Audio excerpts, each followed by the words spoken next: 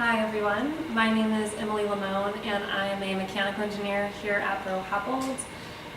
Here at Bro-Happold we work on a bunch of really exciting and sustainable projects, but I decided today to talk about something not work related but equally exciting and very fun.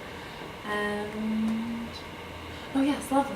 So I would like to talk today about Metro Bike. I am an avid Metro Bike rider. I ride it to work every day. I ride it home every day after work. I ride it around downtown, and the network is really dense and very wonderful and easy to use. So looking at the US as a whole, it's evident that the vast majority of the largest Metro Bike systems are on the East Coast. As many as 120 cities now have Metro Bike.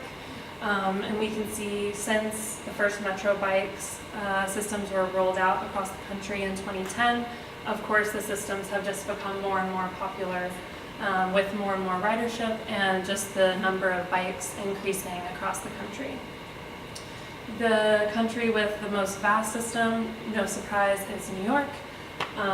Below that we have Chicago and Washington, and other large East Coast cities are right up there as well, Boston and some other big hubs, where the density of all the stations and the number of bikes and the numbers of users are very, very high.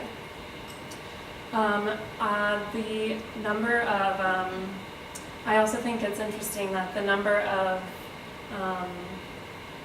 the vast majority of the number of rides total throughout the country are primarily focused with those East Coast riders. As many as 85% of all Metro Bike rides are taking place on the East Coast. Focusing back in on LA, we know where all the hubs are in the city. We know that downtown is really dense. We know that Santa Monica is really dense. And it allows us, the gang here from work, taking a tour of some Metro Bike information. It allows us to see our city in a different way and become some atypical Angelinos as we get out of our cars and adopt a different mode of transit. And for me as well, the amount of carbon I've saved by opting to not take the bus, to not take a Lyft to get to and from work or to get around downtown. Metro Bike definitely allows a really easy access for a lot of people to choose that alternative means of transportation. What I do think is kind of a question to pose to the group, I suppose, in the news recently, which kind of prompted me to think about this a bit more this week, is that news came out that Pasadena has decided to cancel the program in their area, and that decision was made due to the profits they were seeing, the amount of investment from the city that they were needing to put in order to maintain their docking stations and their bikes, making sure that the bikes were usable for everyone who wanted to use them.